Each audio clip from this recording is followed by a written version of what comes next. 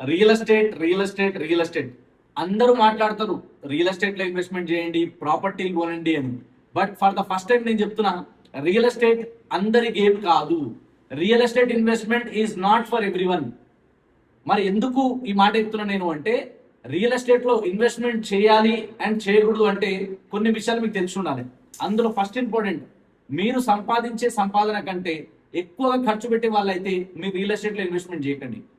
మీరు షో ఆఫ్లకు పోయి చూపించుకోవడానికి ఐఫోన్లు, బైక్లు, కార్లు అండ్ డెప్రిషియేట్ అయ్యే వాటి మీద ఇన్వెస్ట్మెంట్ చేసే వాళ్ళైతే కనుక మీరు ఖచ్చితంగా రియల్ ఎస్టేట్లో ఇన్వెస్ట్మెంట్ చేయకండి. అండ్ మీరు ఎవరైతే ప్రాపర్టీలు కొంటారో, గంత దూరం పోయి కొన్నావా, గాడ పోయి కొన్నావా, ఆ ప్రాపర్టీ కొన్నావా, ఆడ ఏడ రేటు పెరుగుతుంది అని నెగిటివ్ మాట్లాడే వాళ్ళైతే కనుక మీరు రియల్ ఎస్టేట్లో ఇన్వెస్ట్మెంట్ చేయకండి. అండ్ మీరు ఒకవేళ ఎవరైనా ప్రాపర్టీలు కొని అప్రిషియేషన్ వస్తే లక్ ఉంది, అదృష్టం ఉంది అనుకునే వాళ్ళైతే మీరు ప్రాపర్టీలో ఇన్వెస్ట్మెంట్ చేయకండి. అండ్ ఎవరైనా మీకు వచ్చి ప్రాపర్టీ కొనండి, ఫ్యూచర్ లో మంచి అప్రిషియేట్ అవుతుంది, ఫ్యూచర్ లో మీకు మంచి రిటర్న్స్ వస్తాయని చెప్తే ఆడ డెవలప్ అవుతుంది, ఇలాంటి మస్తు చూసినాం, అమ్ముకోనికి బ్రోకర్లు మస్తు చెప్తారు, ఇలాంటివి అనుకునే వాళ్ళైతే కనుక దయచేసి మీరు మాత్రం రియల్ ఎస్టేట్ లో ఇన్వెస్ట్మెంట్ చేయకండి.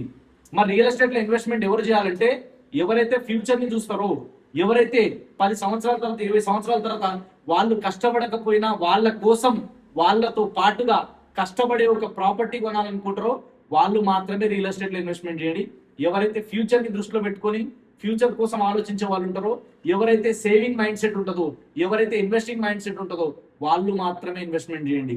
నేను ఏం చెప్పినా ఇది నా 10 ఏళ్ళ ఎక్స్పీరియన్స్ చెప్తున్నా. Thank you so much.